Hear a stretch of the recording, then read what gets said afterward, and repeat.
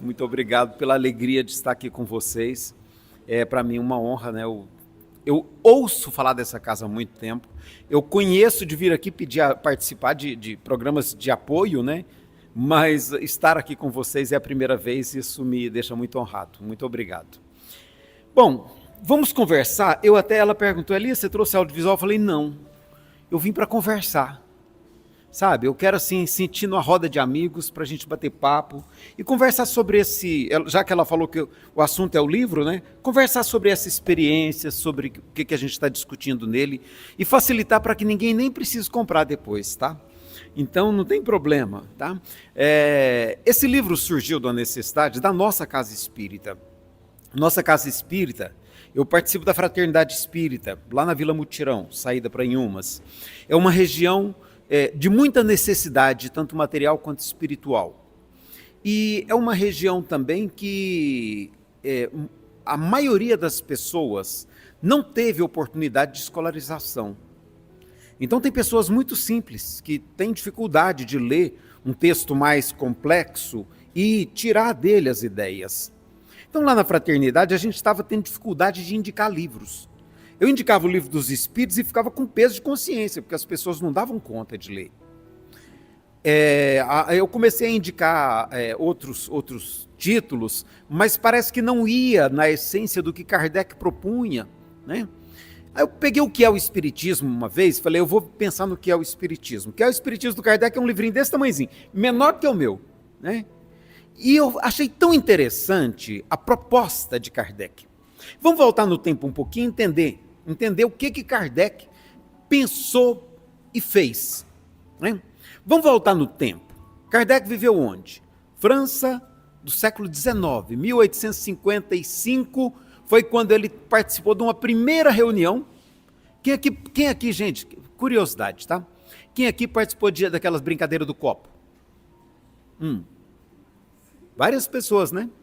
Pois é, brincadeira do copo, tá? É da minha época também, né? Então, na brincadeira do copo, os meninos da mocidade garantiam que, em algumas ocasiões, eles sentavam ao redor da mesa, né? E evocavam o espírito e, às vezes, acontecia de o copo responder. Tá? Eu nunca participei de uma, eu era meio avesso a essas coisas, muito metido, né? E nunca participei, tá? Mas eu fui me deparar com outra informação lá na Vila Mutirão. O Gustavo, 12 anos de idade, menino, lá, molecada conversando, e falando Charlie. Quem aqui já ouviu falar do Charlie? Também, né? Charlie, você está aí? A meninada faz uma roda assim no chão, parece que saiu da moda agora. Fazia uma roda assim no chão, botava um lápis lá no meio e perguntava, Charlie, você está aí? Se o lápis mexesse, eles começavam a fazer perguntas. E em muitas vezes, pelo menos o Gustavo me garantiu, que várias vezes o lápis respondia às perguntas que os meninos faziam. Eu gosto de trazer isso para a nossa realidade, porque na época de Kardec, eram esses fenômenos que aconteciam. De uma maneira muito mais envolvente, porque agradou o pessoal mais velho, mais maduro. Tá? Então aquela brincadeira de mesa, que era a mesma coisa, né? Era sentar ao redor de uma mesa e falar, Charlie, você está aí, né? Tem algum espírito aí? E às vezes tinha. Às vezes virava só bagunça, só folia. Mas era isso, era moda. E quando Allan Kardec ouviu falar disso, ele falou, gente, isso é brincadeira, não vou levar isso a sério. Aí um amigo dele falou, não, rapaz, mas de vez em quando acontece. Ele falou, enquanto não tiver, sei lá, alguém me provar que mesa é viva, né, tem músculo, tem nervo, não vou dar bola para isso. Então é desse homem que nós estamos falando. É dele. Que um belo dia, um amigo que era mais sério falou para ele com muita seriedade, falou, olha, você está perdendo seu tempo, meu amigo, a coisa é séria, eu participo de uma reunião onde as coisas, discussões profundas acontecem. E aí ele se interessou, porque tinha a possibilidade de ver discussões sérias. Afinal de contas, ele era um professor, autor de livros didáticos para a juventude, foi fundador de 2 escolas, né? Eu costumo dizer assim, olha, não devia ser um bom administrador não, coitado, porque quebrou das 2 vezes, tá? Né? Mas tudo bem, são os desafios de todo mundo aqui que já sabe o que é ser empresário, né? Não é fácil, tá? E Kardec, uma vez o tio dele deu calote, ele perdeu tudo. Então, assim, era um homem que estava em busca de respostas para a vida. Católico, filho de família católica, educado num colégio protestante. E esse professor, Rivail, como ele era chamado, ele era muito sonhador. Vamos voltar de novo na França do século XIX, gente. Um mundo conturbado por transformações. A Europa estava tentando sair do regime da monarquia. Tá? Aquela história, né? O Conde Aron, que foi um indígena aqui da região onde hoje é o Canadá, e que visitou Paris. E ele ficou horrorizado. Ele falou, gente, como é que vocês aceitam um homem mandar em todos? Como é que vocês aceitam um homem que tem poder de vida e morte sobre todos vocês? O Conde Aron ficou indignado. Falou, não, no nosso povo nós somos todos iguais. Lá ninguém manda em ninguém. O cacique, o nosso cacique, é o último a se servir porque ele entende que o dever dele é cuidar do bem-estar de todos. Então, o pessoal da Europa ficou horrorizado, né? Como que aqui na América, aqueles selvagens que aqui viviam, tinham uma vida muito melhor que a deles. Os europeus iam para a América conhecer, não queriam voltar, queriam ficar lá. Né? Não, vou voltar para a Europa de jeito nenhum, não, aqui é muito melhor. Os indígenas vinham conhecer a Europa, ficavam horrorizados, falavam, Deus me livre disso aqui. E não ficavam. Não tinha alguma coisa, né? Então é esse professor Rivail que está vivendo essa realidade, percebendo os conflitos, as contradições da sociedade da sua época, que ele sonha com um mundo melhor. Ele sonha com um mundo melhor. E quando ele conhece esses fenômenos, vê que os espíritos se comunicam através de mesas, ele fica impressionado, ele fala, gente, quem sabe é esse o caminho para a gente despertar a humanidade para uma coisa melhor. Está aqui a prova de que a vida continua. Está aqui a prova de que os espíritos podem se comunicar conosco. Nós temos aqui agora tudo provado, comprovado, cientificamente comprovado. Então foi assim que Kardec percebeu os fenômenos espíritas. E é claro, e aí tudo aquilo então começa a alimentar o sonho dele de transformação desse mundo em um lugar melhor para se viver. Né? E ele vai dar, inclusive, nome para isso. Acho que todo mundo aqui sabe, né? Como é que é o nome do mundo melhor para se viver, que ele fala? Mundo de regeneração. Né? Então, Kardec é um sonhador. É um sonhador. Então, ele faz a primeira edição do Livro dos Espíritos, quem aqui já teve a curiosidade de ler, um livro pequenininho, né? 519 perguntas. Tá? Aí, o livro é um sucesso de vendas. O público fica encantado com aquela ideia de um livro dos espíritos. Como assim? Os espíritos respondendo perguntas. E aquilo faz um sucesso danado. E aí ele então funda a Sociedade Parisiense, a Revista Espírita, e percebe que há ali um grande potencial de revolucionar as ideias, sobretudo a visão espiritual do mundo. A nossa compreensão da nossa realidade espiritual enquanto seres encarnados aqui na Terra. Então é esse Allan Kardec que nós estamos falando aqui, e que vai escrever depois uma segunda edição do Livro dos Espíritos, muito maior, mais desenvolvida, com as experiências que ele próprio acumulou, com as questões que ele próprio formulou, as entrevistas que ele fez a médiuns em transe, agora não mais usando mesa, mas usando lápis, porque ele percebeu que era possível produzir textos melhores, de muito melhor qualidade. Então, é esse Allan Kardec que depois vai escrever, em 1859, um livrinho chamado, portanto, O que é o Espiritismo. O que é o Espiritismo, que é menor que esse ainda, fininho, e ele queria, com esse livro, facilitar o entendimento para as pessoas que quisessem tomar conhecimento inicial com as ideias espíritas. Essa é a intenção dele, que ele explica logo no início.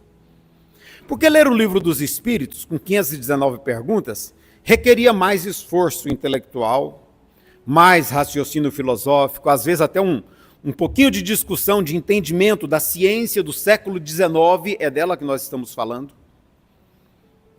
Então, é esse Allan Kardec que escreve o primeiro livrinho que chama O que é o Espiritismo, para que as pessoas possam então entender as ideias iniciais. E ele está situado no tempo dele. Ele coloca nesse livro 3 personagens para discutir com esses personagens. Um padre, tá? Um cético, uma pessoa que não acreditava em nada disso, de vida espiritual, Deus, nada disso. Seria, talvez até, fosse melhor dizer um ateu. Né? E um crítico, alguém que, embora percebendo a possibilidade do espiritual, mas era crítico às ideias espíritas. Então ele faz esse diálogo.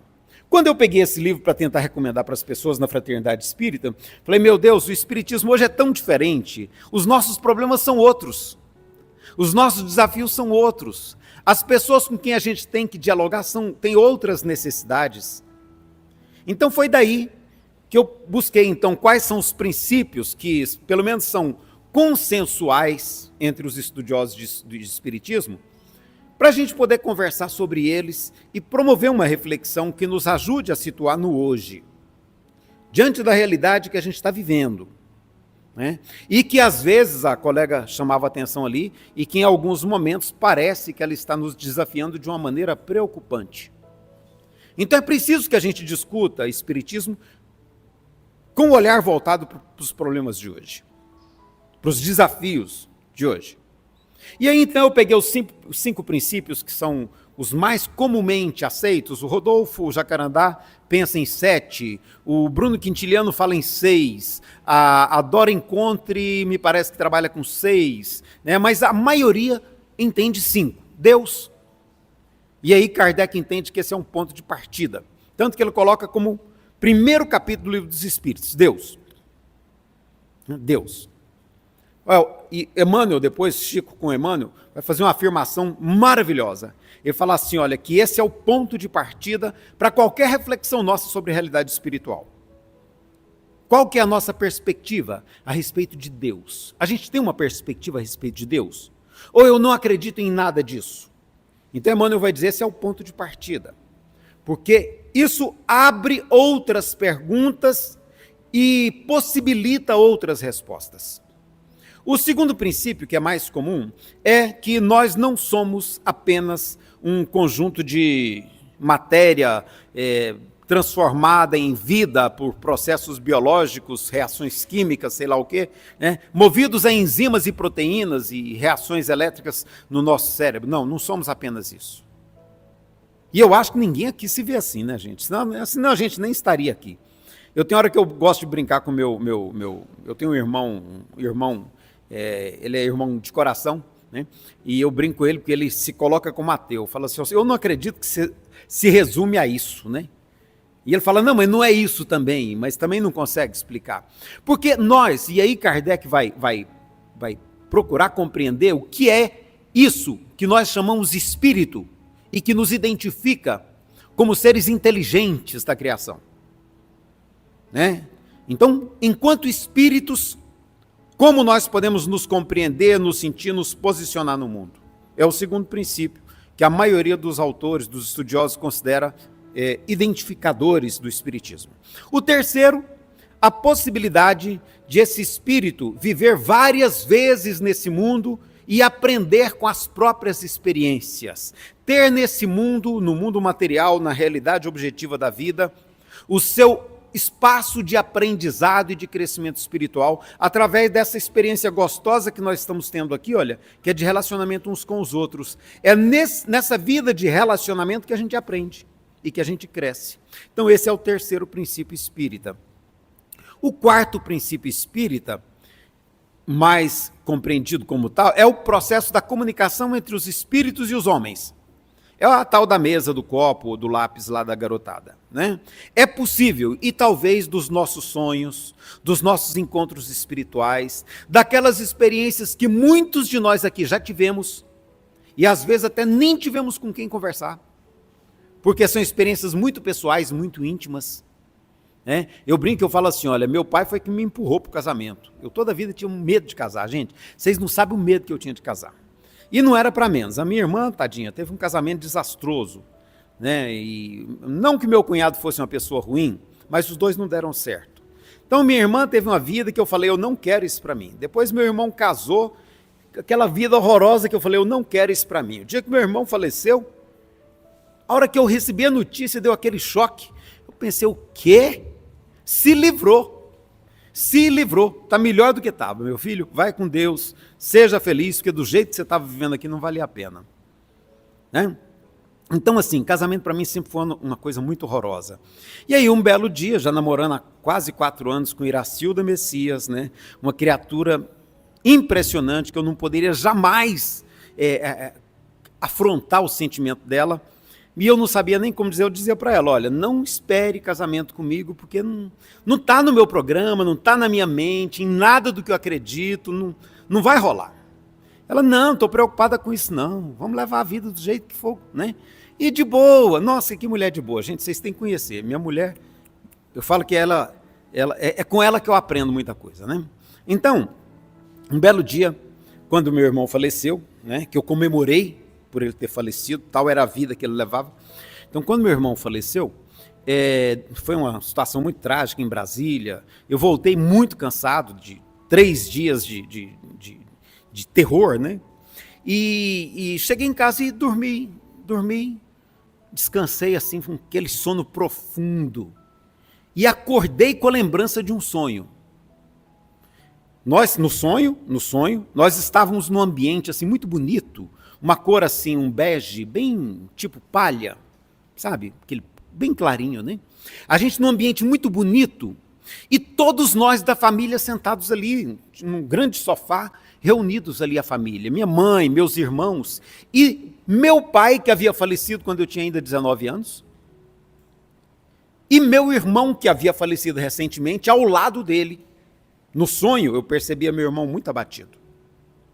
E é muito interessante que sonho é uma coisa muito curiosa. E a gente precisa, Kardec inclusive dedica uma parte do seu estudo aos sonhos, porque ele entende que é nesse processo que a gente se descola da realidade terrena enquanto espírito, e muitas vezes, não todas, a gente vive a possibilidade de verdadeiros encontros espirituais.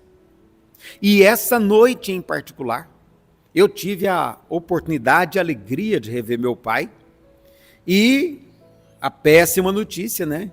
Que ele dizia assim, olha, está tudo saindo de acordo com o combinado, agora só falta o Elias casar. Gente, para quem tinha a cabeça que eu tinha, né, eu acordei no susto, assim, sabe quando a gente acorda de um susto, né? Acordei no susto, assim, casar eu? Meu pai tá doido, caso não, né? Mas o danadinho era tão terrível que ele ajeitou os pauzinhos, isso foi em fevereiro, e em agosto eu caí na bobagem de falar para minha mulher, seu aniversário está perto, né? Eu não sei o que dar de presente, eu nunca gostei de dar presente de aniversário, porque eu não sei presentear. Minha mulher é habilidosíssima nisso, e eu não dou conta. Eu falei, que presente que eu te dou? Eu não sei o que eu te dou. Aí me deu aquele momento de loucura, né? Eu falei para ela, ó, é o seguinte... Se você quiser, eu me dou de presente para você no dia do seu aniversário. Gente, até hoje ela ri e fala assim, mas foi um momento de fraqueza, hein? O fato é que ela falou, negócio fechado. Pronto, não tinha jeito de voltar atrás, não tinha jeito de fazer nada e eu me casei. Então, é muito interessante como que esses processos de encontro espiritual, eles mais ou menos modelam a nossa experiência sem que a gente perceba. Sem que a gente perceba. Mas eles vão como que ajudando no desenrolar da nossa experiência, e é esse princípio, então, que a maioria dos estudiosos do Espiritismo reconhece como fundamental, que é o intercâmbio entre mundo material e mundo espiritual. Que é o intercâmbio que está presente em todas as sociedades, em todas as tradições espirituais, até mesmo tradições que não reconhecem uma divindade no papel que nós falamos aqui de Deus, como é o caso, por exemplo, de tradições chinesas. Para eles não existe esse sentido que a gente dá para Deus, né? Para eles o tal tem um outro significado, uma outra concepção, mas que tem uma ideia de transcendência. Mas mesmo lá, a ideia de intercâmbio espiritual está presente na maioria das tradições. A gente vai para a África, berço da humanidade, a maioria das tradições espirituais ali presentes também reconhecem essa interação entre 2 mundos. Então isso aí está presente em todas as culturas, não é novidade.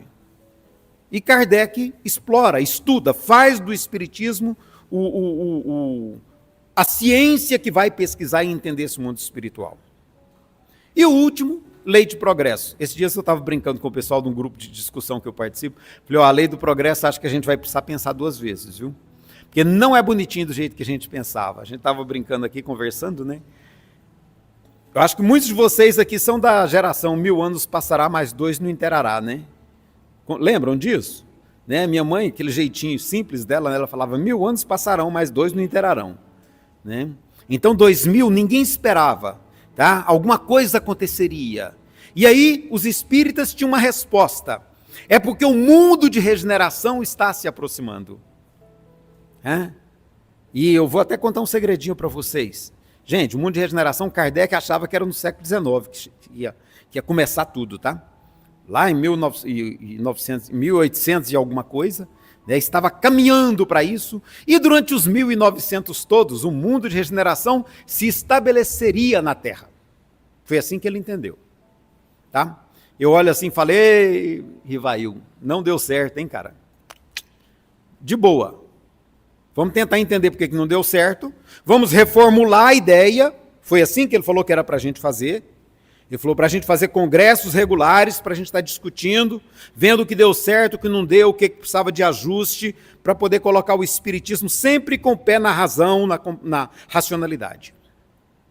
Então eu brinco, falo assim, olha, não deu certo. E a gente estava crente que 2000 a gente estaria entrando no mundo de regeneração.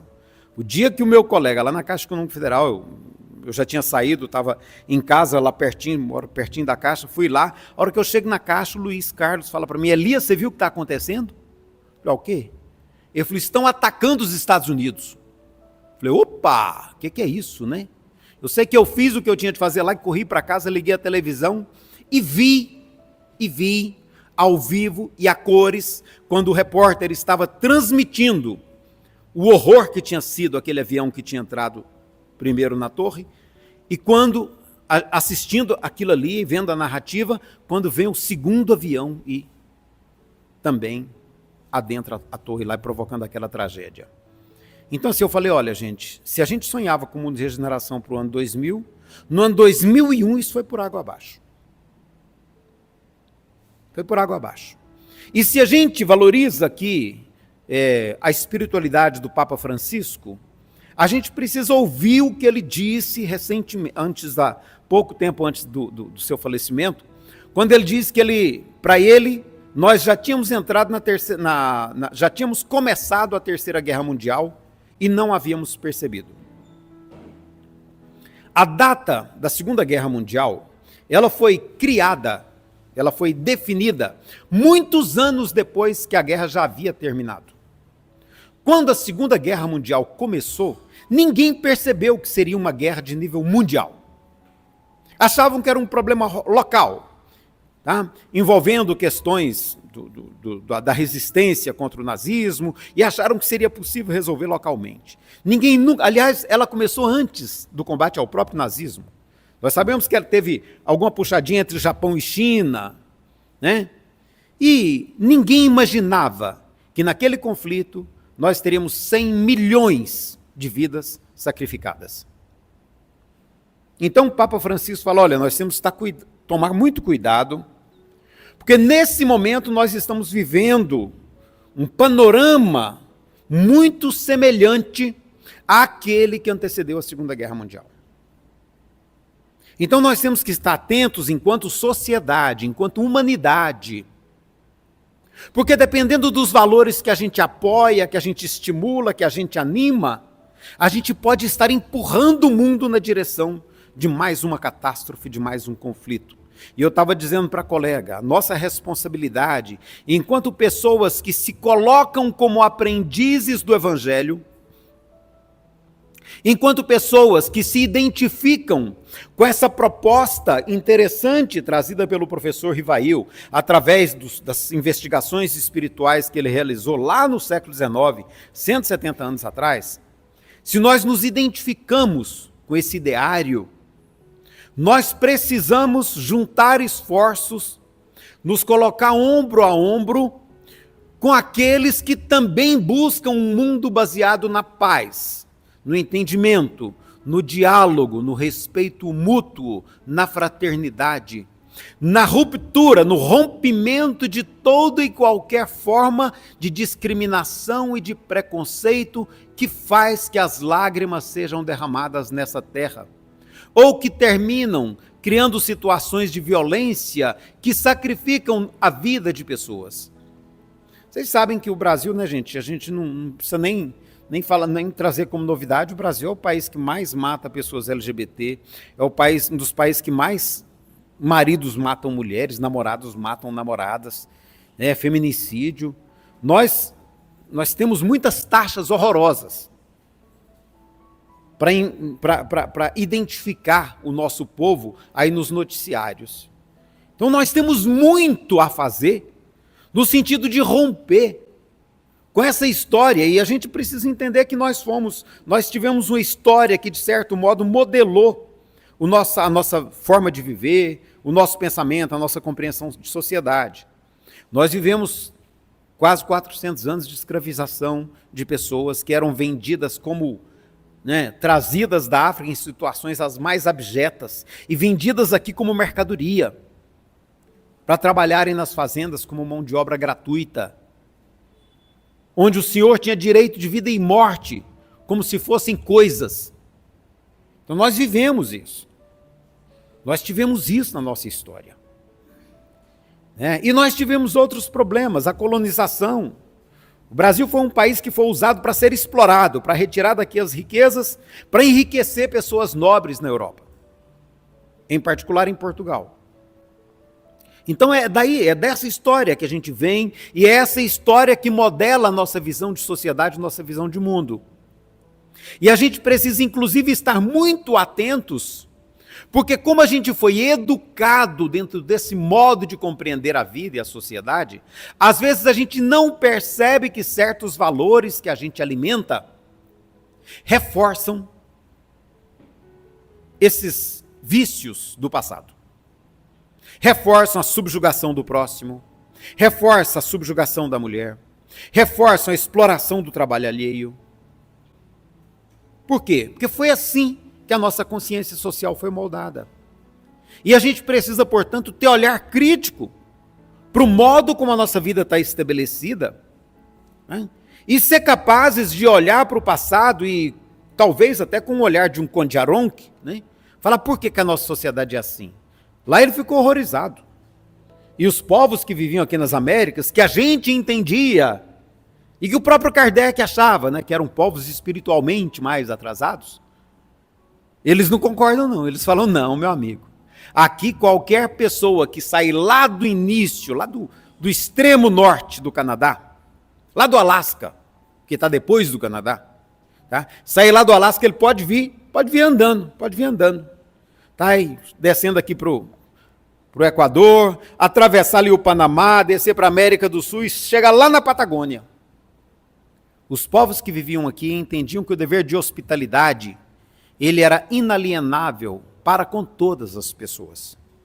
Então dizia-se que a pessoa podia sair de lá e chegar até o sul, que ele não teria falta de alimento, ele não teria falta de abrigo, ele seria acolhido e respeitado onde ele fosse, desde que fosse pacificamente. Então era essa a sociedade que vivia aqui. Espiritualmente mais atrasada de maneira alguma. Tecnologicamente menos desenvolvida. E talvez por razões muito justas. Porque, segundo os nossos colegas lá, dos povos indígenas da América do Norte, eles tinham um princípio que era o seguinte: qualquer inovação tecnológica que nós formos fazer, eles, claro, as palavras deles não eram essas, tá, gente? Estou aqui falando com as minhas, né, com as nossas.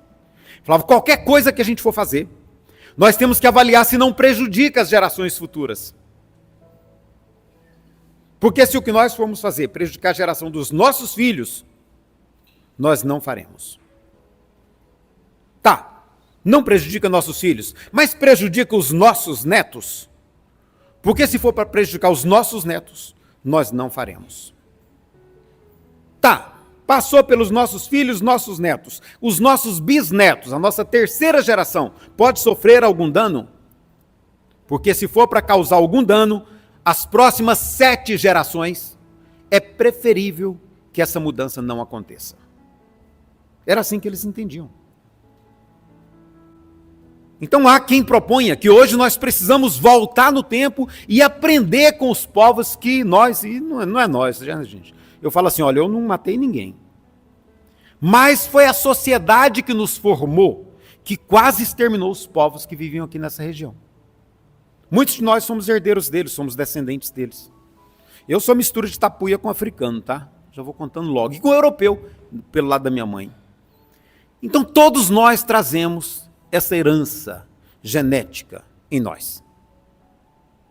Então, hoje nós estamos sendo convocados a repensar o mundo que nós entendíamos quando a gente chegou aqui.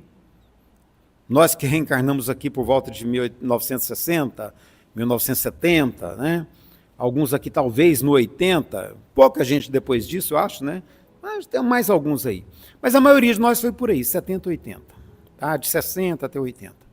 Então nós tínhamos uma visão de mundo, que era muito assentada nessa construção social que se deu ao longo de todo esse tempo. E a gente nem tinha muito como analisar nada disso, como questionar nada disso.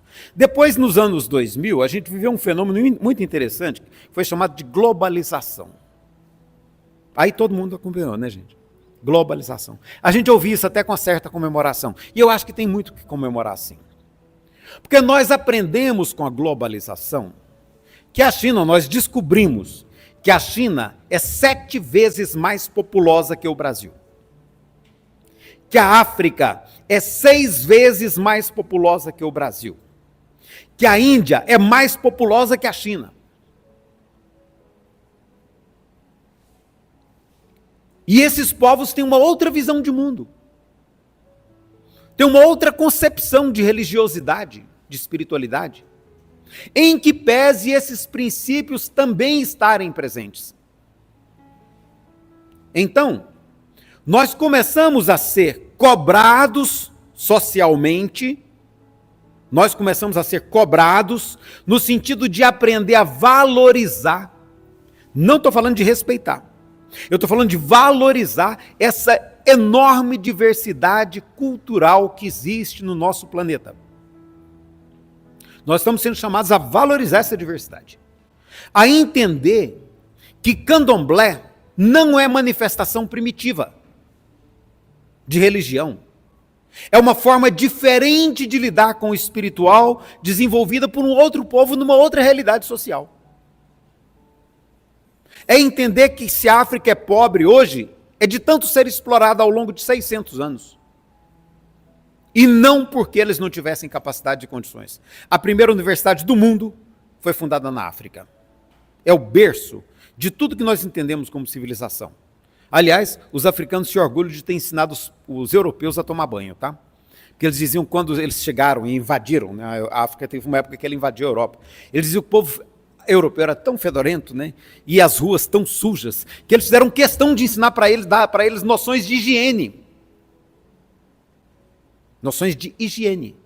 Ensinar banho, sabonetes, aromatizantes, perfumes, né? Criação de esgoto, de canalização de esgoto, para tirar os dejetos que eram jogados pela janela. Então a África é berço de muita sabedoria e a gente também está precisando reformular esse nosso conceito. E aí Allan Kardec, vou agora chamá-lo por Allan Kardec, porque agora ele já abre mão do nome de professor Rivail e começa a produzir literatura espírita, literatura sobre espiritismo. Literatura espírita não fazia sentido, né? Porque na época nem existia espiritismo. Mas ele começa a produzir literatura sobre espiritismo. E aí ele vai dizer assim, olha, nos últimos dias de vida dele, vai dizer assim, olha, que o espiritismo avança com a ciência. E que caminhando lado a lado com a ciência, ele jamais vai se enganar. Kardec era um homem de ciência. Ele vai dizer assim, olha, de tal modo que se algum dia a ciência provar que o espiritismo está equivocado em algum ponto, tem muita gente que fala assim, gente, é porque a ciência não entendeu o espiritismo. Eu falo, meu amigo, é porque você não entendeu Allan Kardec. O que Kardec diz é o contrário.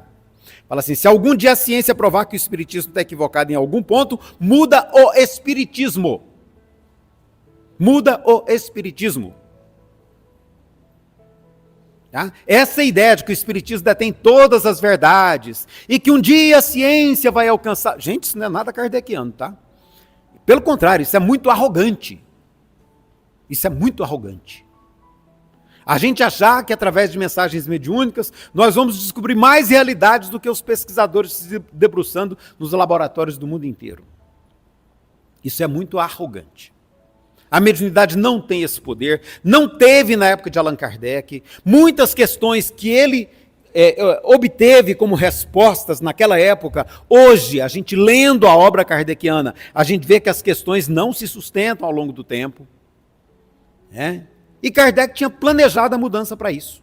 Falou, de 25 em 25 anos deverão ser realizados congressos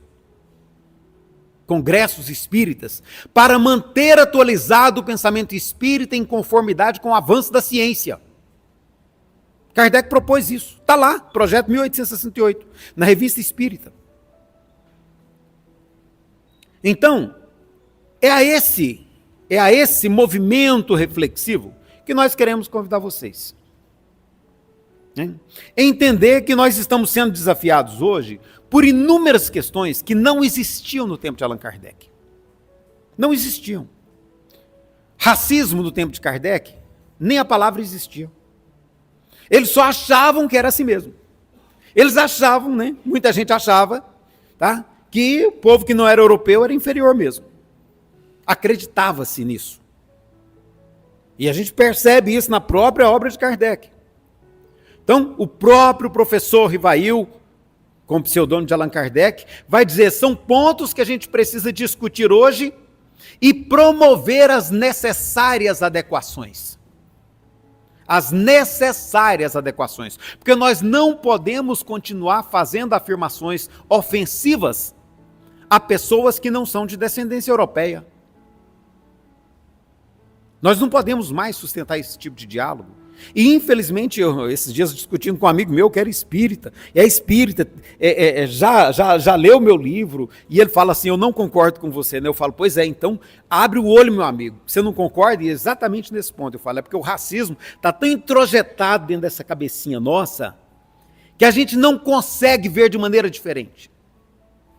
A gente está tão crente que nós, homens, somos superiores a vocês, mulheres, a gente acredita tanto nisso, que a gente não consegue se situar de maneira diferente. E aí a gente reproduz o machismo, que é estruturante das nossas relações sociais. Então hoje eu cometi um ato machista nesse grupo que eu me referi a vocês. Eu fui citar os escritores espíritas recentes e fui listando. Gente, olha que vergonha, Eu, Elias, que falo disso, escrevo sobre isso, fui listar os escritores, fui listando. Homem, homem, homem, homem, homem, homem, homem, homem, homem. De repente, eu falei, gente, eu não sei o nome de uma mulher. Falei, como assim? Por quê? Cadê as escritoras espíritas, que são tantas? Cadê Marlene Nobre, Sueli Schubert? Cadê Dora Encontre? Cadê Lídia Cavalcante? Cadê Ana Laurindo? Sabe? Jacira? Tantas escritoras espíritas. E eu fui listando homens. Então isso modela a nossa consciência, o nosso modo de vida. E é disso, então, que nós precisamos tratar no Espiritismo hoje. Não há como falar de Espiritismo sem trazer essas questões à discussão e sem encontrar alternativas de solução para esses problemas que modelam os dramas sociais da atualidade. Kardec não discutiu LGBTfobia, porque não existia no seu tempo. Mas hoje esse assunto não pode deixar de ser discutido. Então, eu quero encerrar dizendo que esse livrinho é apenas um convite. É um convite para que a gente entenda que o mundo de regeneração ao qual se referia o professor Rivail, conhecido por nós como Allan Kardec, o mundo de regeneração de que ele fala é um mundo onde as pessoas estejam mais voltadas para o espiritual. É um mundo onde as preocupações cotidianas da existência não tenham maior importância do que aquelas lições inesquecíveis do Evangelho que atravessaram séculos e repercutem nos nossos ouvidos até hoje. Bem-aventurados os pacificadores. Bem-aventurados os mansos, porque herdarão a terra. Então é essa mensagem que está repercutindo há 2000 anos e que ainda não conseguiu transformar nossa consciência coletiva, que o nosso querido Allan Kardec vai então propor que ela seja retomada e seja o parâmetro ético para as nossas ações sociais, de tal modo que, sob essas ideias, o próprio mundo se transforme, a própria sociedade se renove, as nossas instituições sociais, educacionais, a nossa política se reformule, para que nós possamos fazer do ambiente da Terra isso que ele chamou de mundo de regeneração. E que não acontecerá por vinda de espíritos, isso aí a gente está descobrindo hoje, né? De outros planetas, de outras esferas, para fazer esse trabalho que é nosso. Não. Esse trabalho deverá ser feito por nós que aqui estamos, pelos colegas das igrejas evangélicas, católicas, budistas, taoístas, muçulmanos, ateus. Esse trabalho terá que ser feito por todos nós, porque é da nossa ação que pode surgir, quem sabe, esse mundo que a gente espera com tanta esperança, como trouxe aqui na tela, né? Então, meus amigos, o livrinho que ele possa ser pelo menos esse convite, tá bom? E aí, eu acho que eu até queria dar cola de todas as ideias, mas o tempo é curto, né? Eu acho que eu dei uma visão geral para vocês, tá? E é claro, aqui está meu e-mail para qualquer briga e depois reclamação, poder mandar e falar, Elias, eu discordo de você. Que maravilha! Porque é quando a gente discorda que a gente tem a oportunidade de aprender mais e crescer. Muito obrigado pela gentileza do ouvido, do acolhimento. E vamos agora entrar nesse clima gostoso, né? Que eu sei que vai se estabelecer. Vou sentar aí também para participar dele. Muito obrigado.